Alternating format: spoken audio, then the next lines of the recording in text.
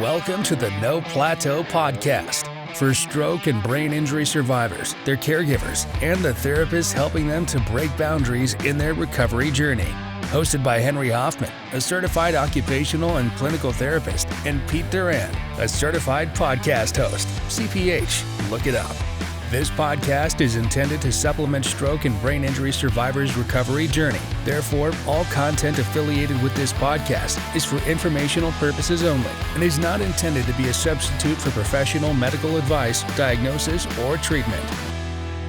Hey everyone, welcome to another episode of the No Plateau podcast. I'm Pete Durand along with my co-host Henry Hoffman. Henry, welcome to the program. Hey, good morning, Pete. How are you?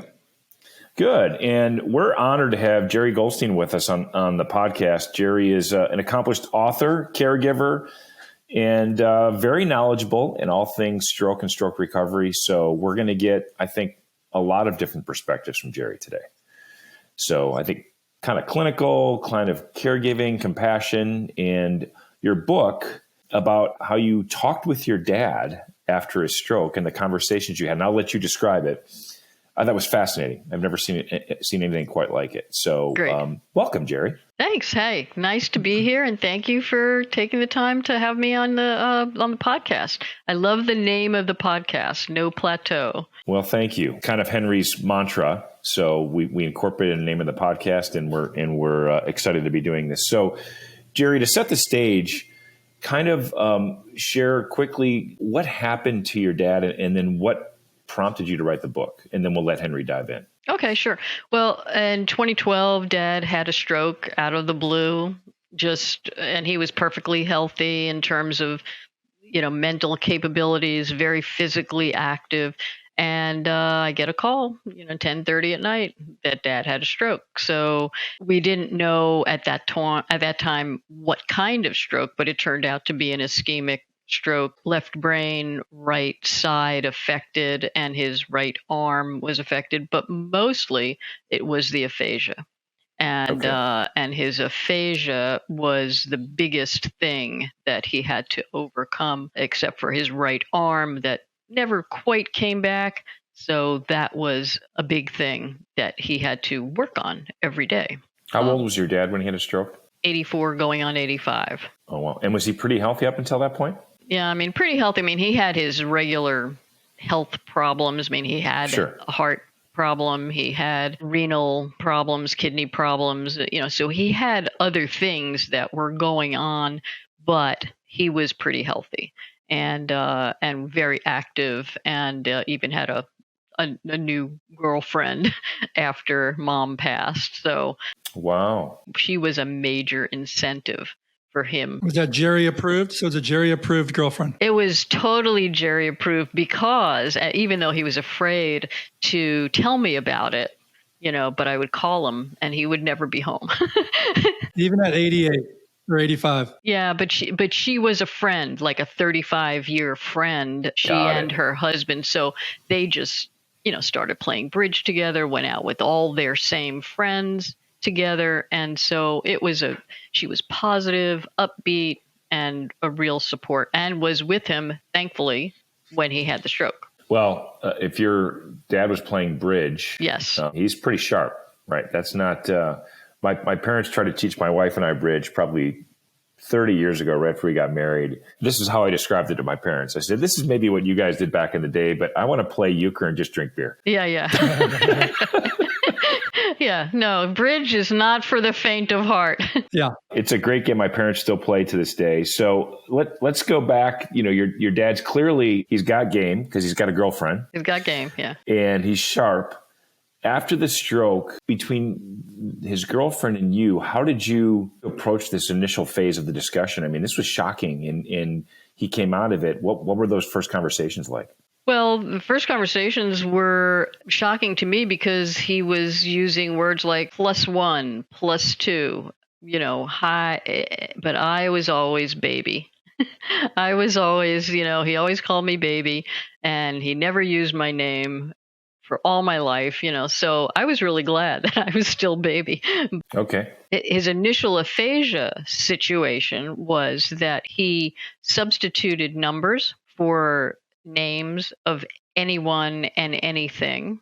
So everybody had a number except me because he was a numbers guy. So it was really interesting. And this was part of what I paid attention to.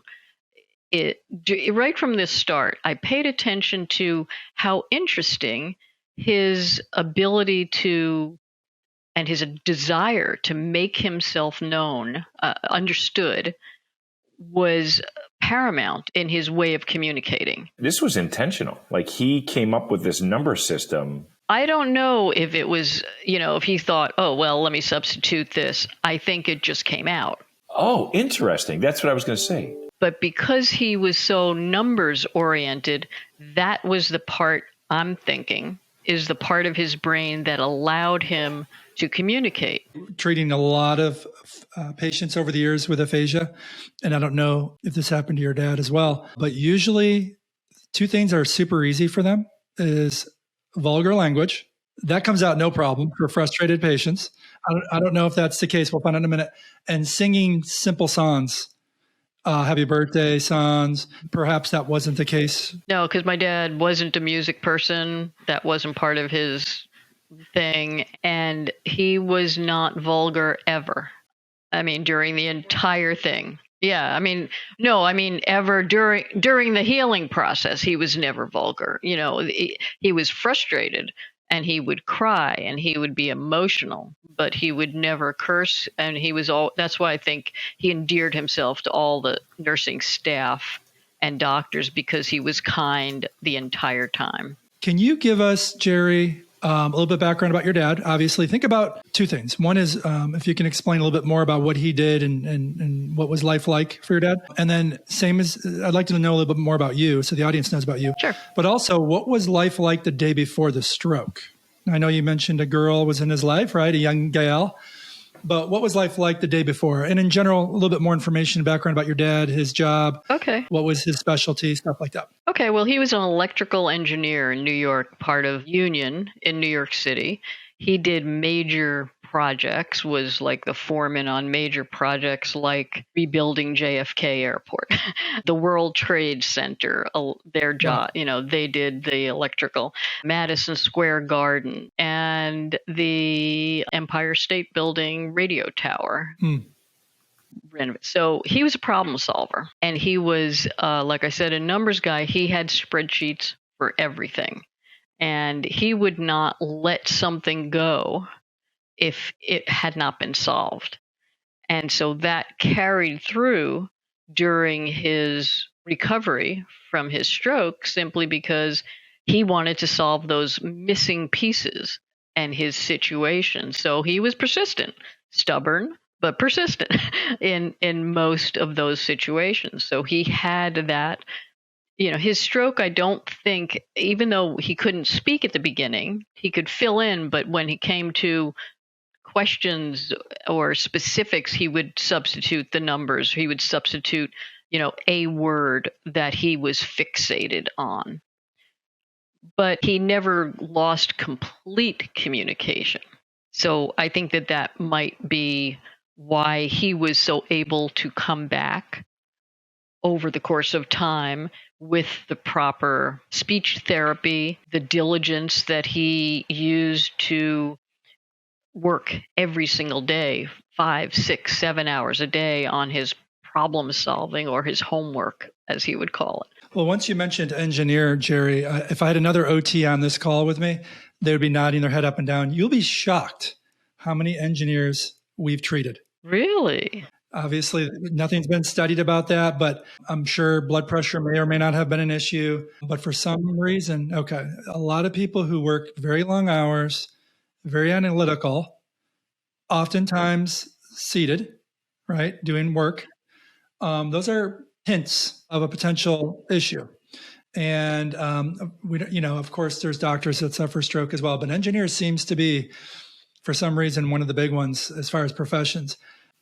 I don't like this, Harry, because I'm an engineer and I sit on my butt mostly all day long and do this. Yeah. And by the way, you working out, that little 45-minute burst of working out will not help, Pete. There's studies, not to digress, Jeri, there's studies for occupational hazards, sitting disease, if you will. If you sit at your desk for 6 hours, and is equivalent to smoking 2 packs of cigarettes a day. And so if you just go do a 30-minute workout, that's not going to offset that 6 hours of sitting. So a lot of people have high load tables now. A lot of people are taking their breaks with their little Google reminders or Apple Watch reminders. Lifestyle and occupation has changed over the years as far as health. Yeah. And so I'm hopefully standing up now. You should stand up.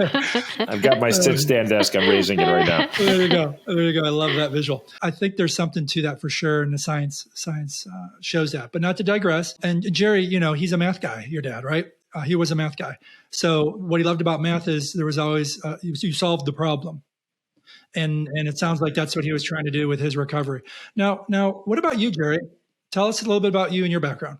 So I've been in music business entertainment for like 40 years. I was a booking agent and an artist manager for 20 years, booking tours around the world for acoustic music musicians. I was a road manager. I did all of the logistics. And so that's why I felt like being part of this process, that I was perfectly trained for all the negotiations, all of the ability to negotiate with doctors and staff and dad. I mean, dad. It was a lot of negotiating with him. So that kind of prepped me. Then I had given up being a booking agent and a manager, and then I wrote a book for the music for musicians to be able to do that for themselves. And so that was like that's been out there for 28 years. And musicians all around the world have used that. Music business schools have used that book as a textbook. Then I started coaching musicians. Then I started doing online courses for musicians and performing artists. And now I'm still coaching artists and others in various industries, because it's kind of all the same thing, business techniques and mental ability to plan and think and strategically see what's in front of you. Sure. And I use some of those techniques with Dad to help him. I'll definitely want to get into that in a minute. Thanks for giving that background just to understand you and your dad a little bit more. Now let's talk about the few weeks post-stroke. So by the time he went through his acute hospital stay, and we'll fast forward a little bit just for the sake of time, and then he went on to rehab. And in rehab, I'm sure he had occupational therapy, physical therapy, and speech. What were his lingering deficits besides speech and cognition? We'll talk about that in a little bit. We'll dive into that. What was his leg and hand like? Well, his right leg got to be fine pretty quickly. It was just a little bit affected. But his right arm was, and his hand was affected and remained affected throughout the rest of his life. And that's actually how I came to you guys, is because one of the therapists, I think it was the occupational therapist, we said, well, is there something that can help his hand? And she recommended Sabo Stretch, the hand brace. So we got that, and he was using it vigilantly every day for whatever the recommended time was. And it was like part of his routine to put it on. And then he did other physical exercises that were dexterous, like picking up blocks and moving pieces of puzzles around. We got large size puzzles that he could pick up and move around. And with his affected side. Yes, with his affected side, yes. That's wonderful. Because you, of all people, Jeri, your background as a development coach for artists, and let's use musicians. I've referenced musicians a lot of times when we talk about neuroplasticity. And for the audience, neuroplasticity is when you can reorganize your brain based on behavior. Right. And we can reorganize that positively or negatively based on what we do. Either whether we have a traumatic event in our life, we can have PTSD, and that's negative neuroplasticity, or depression, or OCD. Or if we have a positive thing happen in our life, or if we learn a new skill, such as playing the piano, Jeri, we can rewire our brain to do something with that, or singing, right? Right. My question for you is, prior to your dad suffering a stroke, how would you rate your understanding of neuroplasticity from 0 to 10? And then following your dad suffering a stroke for a couple of years, how would you rate your understanding of neuroplasticity from 0 to 10? Well, I would say that I was probably at like a 4 based on how I had to use a lot of skills and rethinking methods with my musicians to change their mindset on how they thought about their careers and how they valued themselves and how they changed their things that they did each day. So, but I never applied those terms.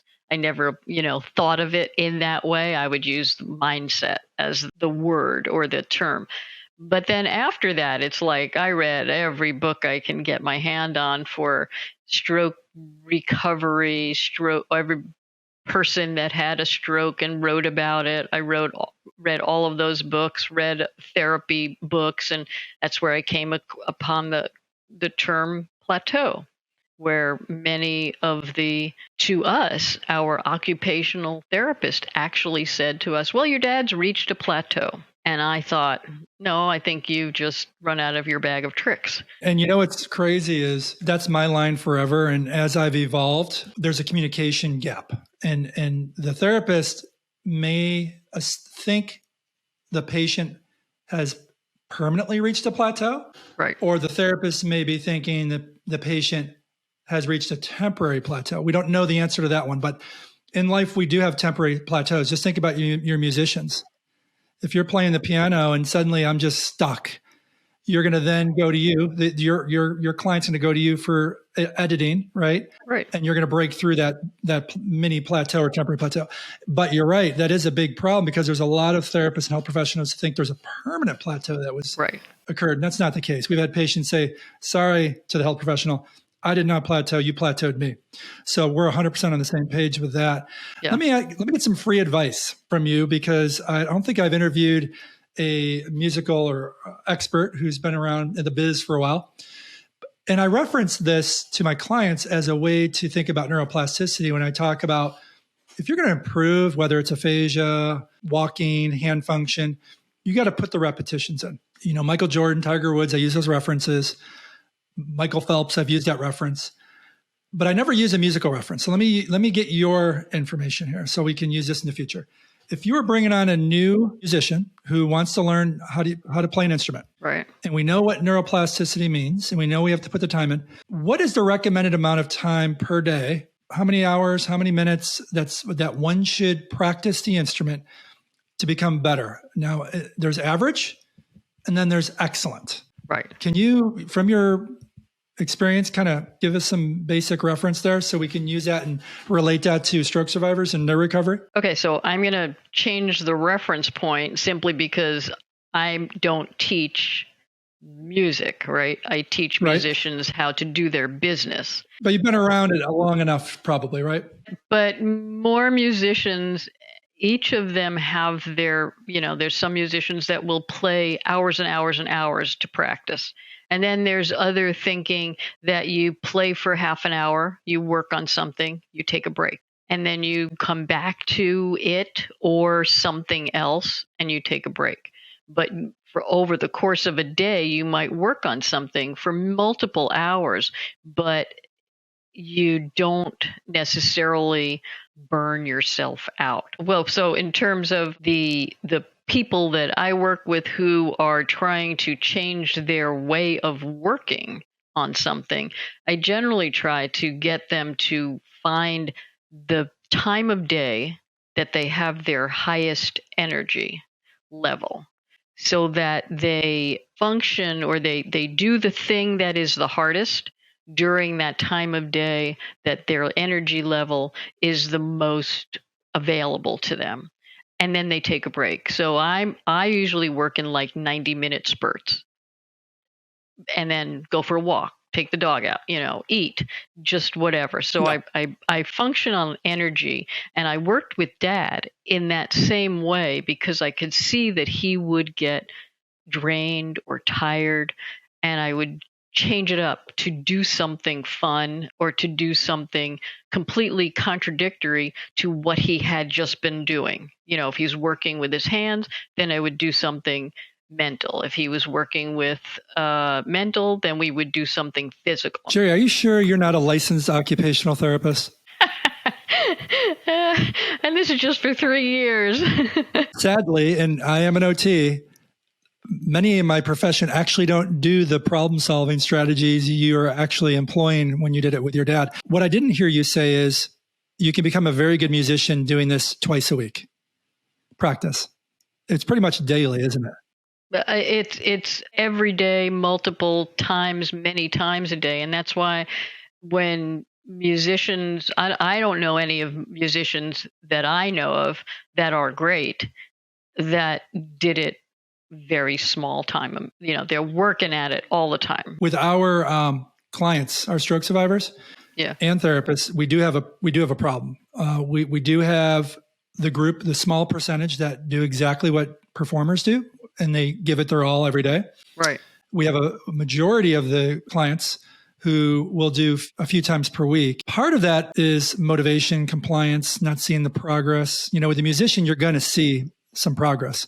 With a stroke survivor, if your hand is still tight as a drum and it's week after week, you're going to naturally lose that motivation. But then the reason is, why is it still tight as a drum? Are they getting good advice from a health professional? Do they know the latest strategies so they can see the progress? So that's where it gets really messy with our delivery model, because we don't know if it's really the patient's fault or if it's really the healthcare delivery model fault. And did they really get good advice? With musician, it's pretty darn easy. Here's the instrument. Here's what you need to do to improve. And by the way, both hands work. Go improve. And you're going to see that. And there's and the accountability is pretty clear. It's up to the musician. When it comes to a patient who's a stroke survivor, where's the accountability? Sometimes it's not the patient's fault, right? I would say almost all the time it's not the patient's fault. It is the fact that if you're going to see a therapist 3 times a week, or if you're in the hospital and you have 3 hours during the day of a 24-hour period, and you have physical therapy, speech therapy, and occupational therapy during those 3 hours. Well, what happens the 21 hours that are left? I mean, okay, you got the 8 hours of sleeping, hopefully. What happens the rest of the time? And so what I saw was that it's about the advocacy and it's about the support system that surrounds the patient.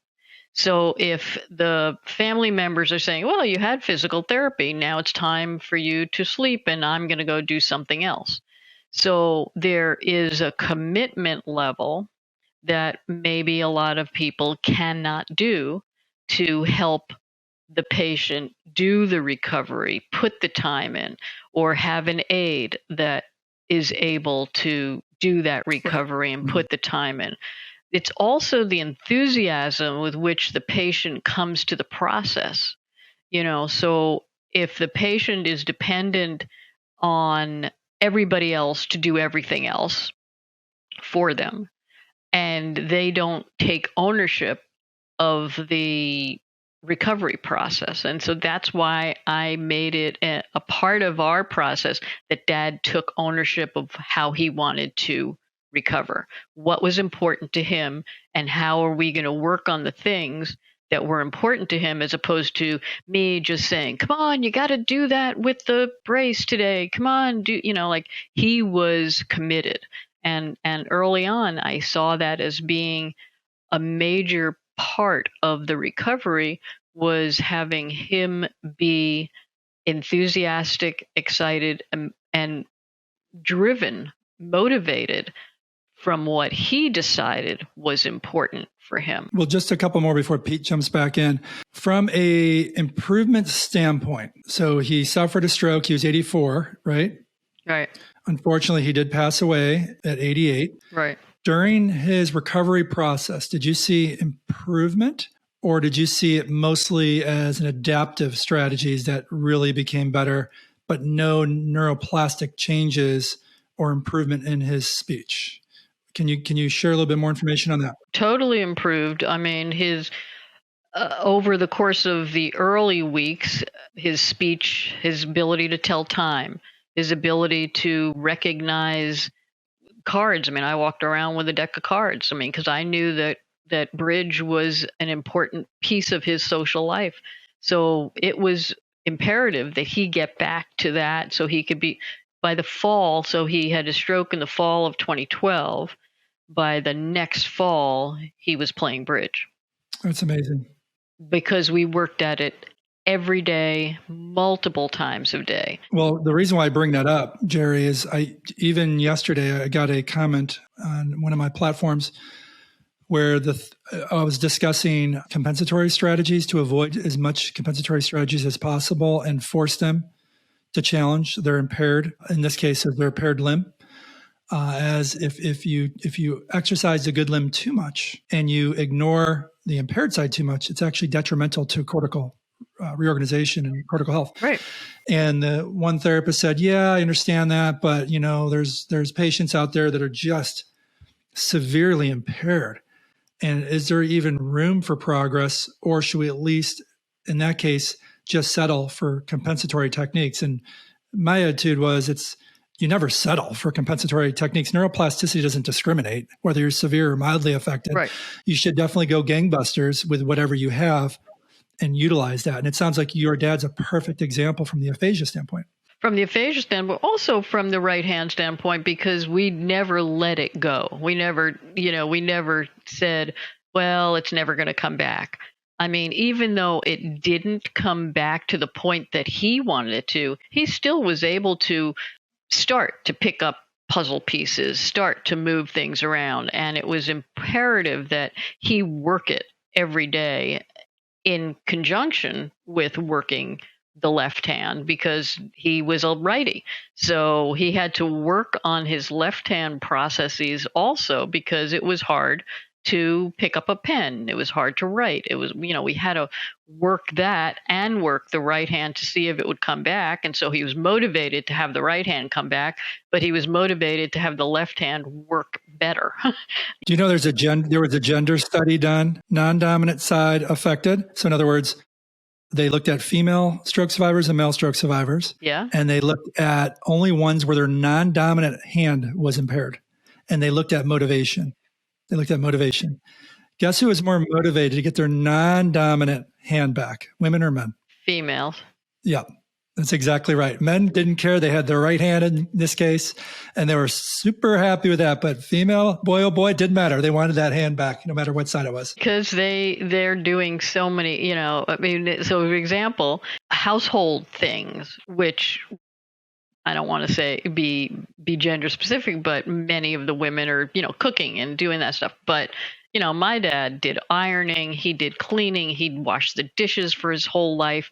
Those were some of his goals, to be able to bring those things back. And you needed two hands also to be able to be in his wheelchair or use a walker, which he never could use because he only had the one hand to motivate the movement, and he would just go in circles. But we played with that, we tried it. We had fun with some of those things because it wasn't all depressing stuff. We just made sure that it was fun. But from those capabilities and his motivation came these amazing conversations to make himself learn, solve problems, recapture life events, and recapture the ability to talk about stuff, to talk about his life and get questions answered. That's where I want to understand what inspired the book, right? So what about these conversations? At what point did you realize I need to be writing some of this down or recording it or retaining it for future use? Because I didn't, the background as an engineer, the math thinking, the fact that right away he started assigning numbers to people is fascinating. Yeah. So how did this all evolve into a book, and how did you figure out how to arrange it? Well, so stroke was in November of 2012. I was there with him until June, and then I went home to Virginia for a couple of months. And it was when I was home in Virginia that I was remembering all these conversations. And I have a really good memory for that kind of stuff. So I remembered, words and who said what and all the details. And I thought, I got to write this down because this was really fascinating to me. So I just began in that November of 2013. I just started organizing and I'm a marketer. So the first thing I actually did was make a list of who would get this book and how will I market the book before I even wrote a word again. But then I started writing the stories. I had, 13 stories that I had remembered that were conversations. And I just wrote them down little by little, and I had the titles of the stories and then over the course of time, I started recapturing, talking to the people who were involved with those stories so that I can get the specifics of what actually happened. And that, took me a couple of years to gather some of that stuff because stuff was happening during his recovery, and then different conversations happened at different times so that there were more problems to solve. Now he was more adept about his life and wanted to solve interesting new problems that were not just how to say something or an occurrence that happened, but he was diving back into his memories about something happened at some place. What was it? And so that's when we started to dig deeper into his life's experiences to reacquaint him with special occasions in his life. Jeri, could you maybe share with the listeners a short example of what one of the stories would entail? What would qualify as a story that would be part of the book? Okay, so very early on, I think this one was a funny one. Early on, he was in the numbers phase. And so all of a sudden, and so the stroke happened 4 days after the 2012 election. So there were things that had been going on that were not yet solved that he didn't know about now. So got it. His conversation started 1, 2. Okay, that can go anywhere. Where is that going to go? What are we going to talk about here? 1, 2, what, Dad? And we would go on and on, 1, 2, what? 1, 2 people, 1, 2 things. And interestingly, as conversations happened, I learned things. So one of the things I learned very early on from that, you can't ask multiple questions in the same sentence. And that was like an immediate learning process. Like 1, 2, what? 1, 2 people, 1, 2 men, 1, 2 women. You can't do that. It was like 1, 2, what, Dad? Was it 1, 2? Are we talking about women? That's the end of that question. Are we talking about men? That's the end of that question. Because he couldn't separate items in a list to answer what's he talking about. So that conversation would go on like 21,000 questions of what are we talking about until we finally ended up with he wanted to know who won the congressional race of that year's election. And it had not been decided yet because one of the guys still wanted to count the votes. So because it hadn't been solved, every time, and even though he knew who we were talking about, he couldn't remember their names. So the next person that would walk in the room, it would be again 1, 2, because that's what he knew, 1, 2. And so even though the people were baffled, 1, 2, what? And they would have to go through the whole thing. We could at least catch them up on, if we knew, now we know what we're talking about. You mentioned that he couldn't remember both candidates' names. No. Was that something that came back, his memory, or was it a communication issue? I think I've got it here, but I can't figure out how to say it. No, that was he couldn't remember their names. Okay. I mean, and we went through that with names in general.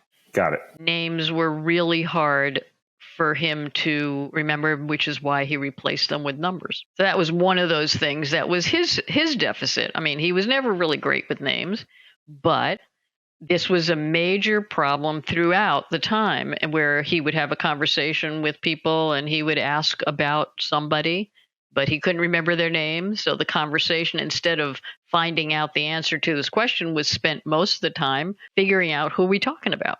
Jeri, did you utilize, there's a bunch of technology. Now, again, 2012 to 2016 is a while ago. Yeah.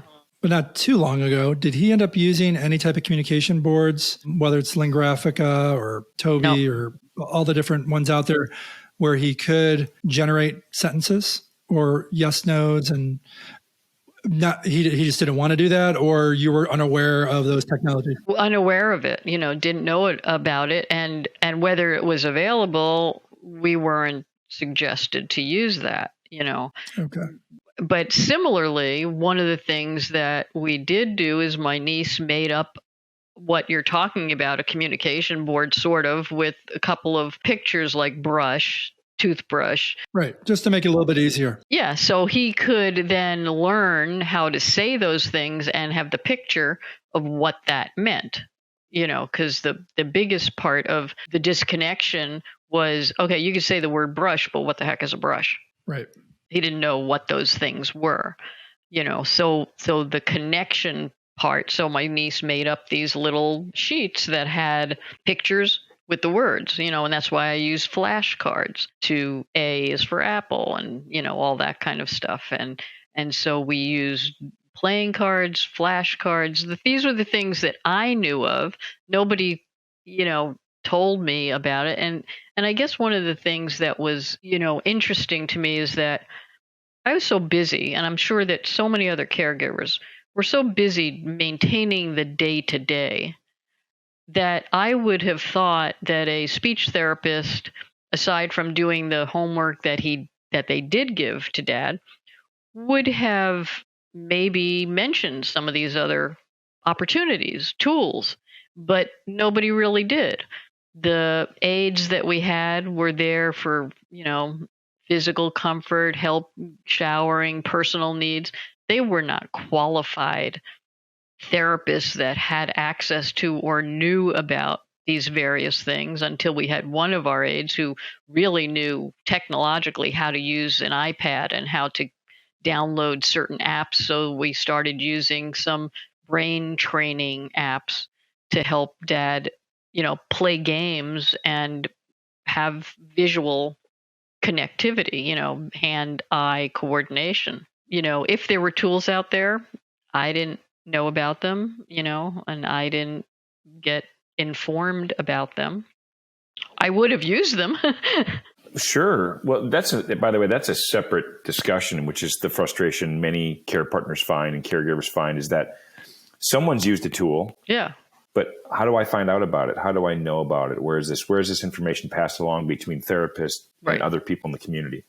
So how was your dad's, describe his ability to hold a long conversation with you or someone else, knowing the frustration that this brings to someone who could play bridge, solve problems, communicate really well. Was he able to get comfortable with the amount of time? I'm assuming that also had to do with how you treated the situation too, Jeri, right? Did you de-escalate and let him know it's okay, I'm going to be patient? Right. So describe that for us. That was the biggest thing at the beginning. My sister, who was visiting then at the very start, we had a lot of patience for this. We knew time didn't matter. It's going to take as long as it's going to take to get to the answer to whatever his question is, however we can help him figure it out. Other people were impatient. They were not willing to spend that time, some of them. Others were. But over the course of his recovery, that would change. He would have more facility to ask more well-structured sentences. I mean, clearly by the end, he was having conversations all the time. It's amazing. Yeah, and he was, talking. His old personality resurfaced of his, he would ask a question and I would spend 20, 30 minutes explaining whatever. And then he'd go back and he'd say, yeah, but what about this? And he'd ask the same question as if he did. So his patience for listening was the same as when before his stroke. He didn't have a lot of patience for listening. For the audience, how would you rate his communication the first, let's say, 3 months post-stroke, 0 to 10, and then, a few months prior to him passing? It got, so let's say at the beginning we were at, maybe +1 communication. So 3 months later, I'd say it was +5.5, 6. And then before he died, he was able to communicate very well. Very functional With his speech, and he still was trying to find answers to Yeah. pieces of his life that he had forgotten. So let me ask a question as the layperson on the call here, Jeri and Henry. What percentage of patients with that level of aphasia actually make a recovery back to 80 or 100% of where they were prior to the stroke? I can relate it back to not only speech, but cognition or hand or foot. That's a really good recovery, number one. Imagine having zero hand function and then 3 years later having hand function, right? That's tough. Mm-hmm. So there are many factors involved, Pete, one of which is going to be internal factors such as motivation. Clearly, he had the motivation. That's the number one factor, whether it's weight loss, drug addiction, or motor recovery, right? 100% agree.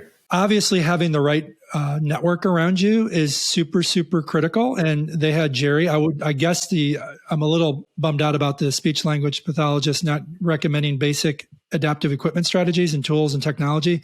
In 2012, those did exist. So that's a little unfortunate. Okay. Those two are the major factors. And of course, the cortical impairment itself, the size of the lesion, that's obviously going to be a factor as well. Right. But if you say in general that you're going to be within functional limits, meaning I can live functionally with that impaired limb, that's really good. So say the same thing for aphasia. That's really good. I don't think that's a majority, Pete, because of number one and number two, intrinsic motivation, and then the network. So Jeri and her father obviously checked the boxes, and that's why he did so well. Now, I mean, I would say that there's also a piece of the puzzle might be how quickly one gets to, medical attention.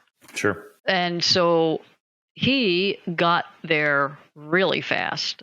I mean, within 7 minutes, he was at the hospital. He had gotten the PCT, the stroke drug, the clot buster. So that was really fast. Yes. And people listening, I guarantee you, and guests we've had on, we've had stories where they were sitting in the ER for over 4 hours. Right. And every hour, their limb got weaker and weaker. They're watching themselves continue to deteriorate. That's how bad it was. Right.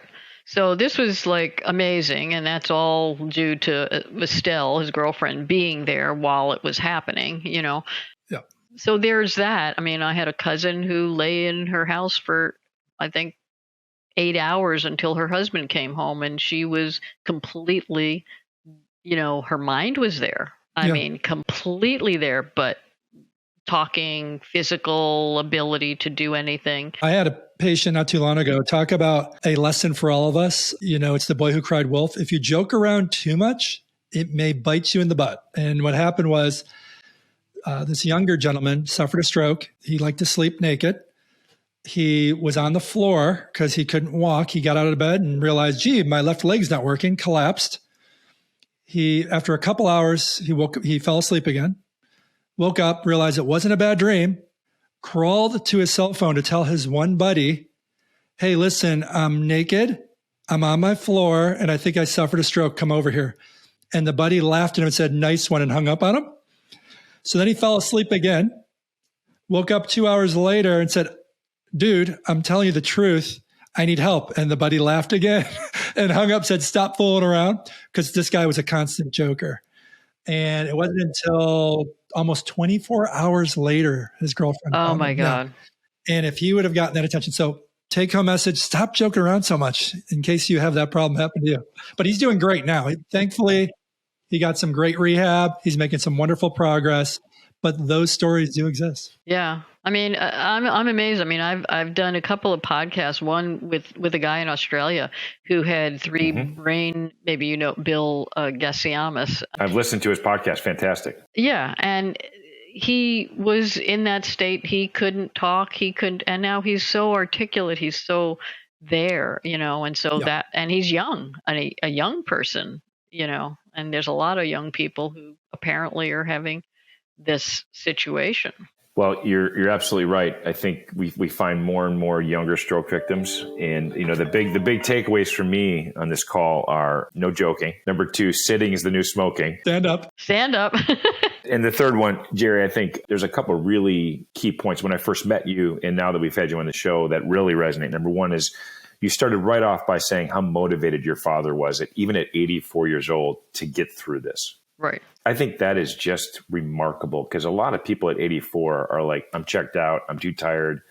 I have no desire to get out of bed and fix this. Right. And understandably, right?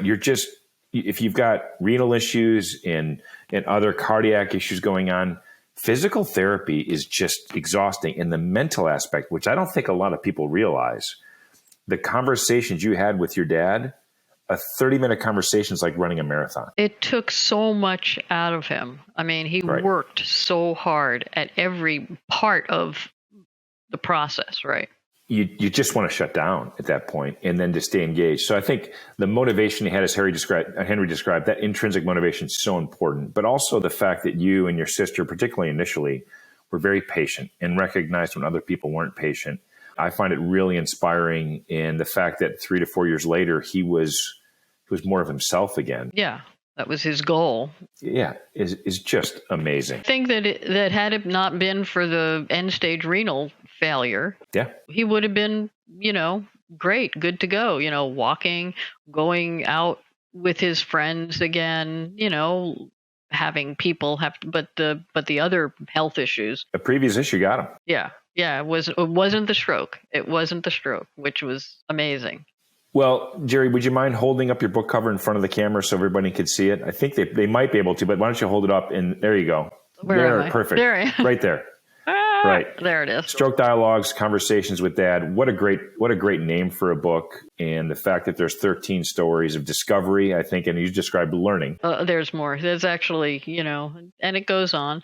And I wanted to leave your people with this one line, when I was teaching him the letters, when we were going through the letters. So we got to the P's. Maybe I did this with you the last time. I can't remember.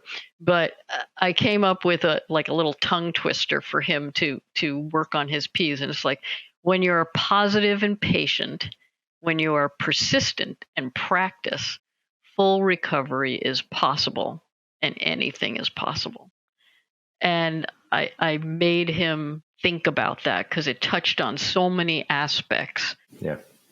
Thought and motivation and emotion. And, it was like a constant struggle to get him to fight his depression, fight his emotional, attitude toward life, now life as a stroke survivor, Sure. And so I thought I came up with that as being something that just would contradict. When Pete asked, gee, how many people get a recovery like this? There's another example of how you're different and why he did so well. You are the hero behind your dad's recovery, right? I know there's other people involved, but not everyone has that strong support system that's going to constantly stimulate the recovery process. And I've only known you for less than an hour, and I can already guarantee you that you're checking all the boxes that I would want if I suffered a stroke to have someone in my life like you, Jeri. And if I had a book, Conversations with Dad would probably be rated R, so I wouldn't be able to promote it.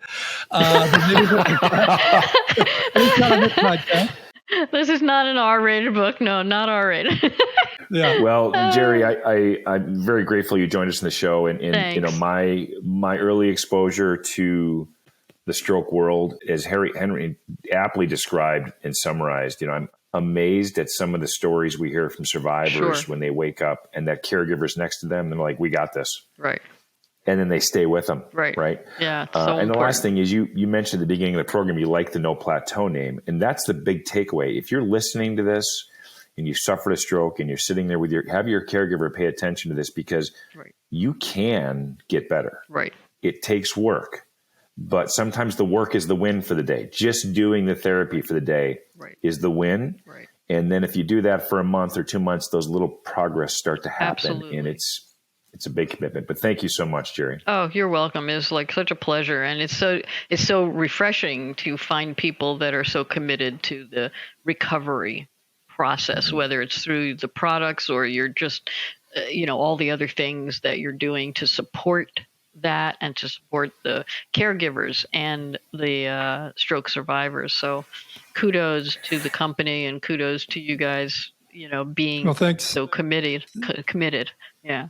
All right. That's another episode. Stay tuned for more of the No Plateau podcast. And thanks for listening.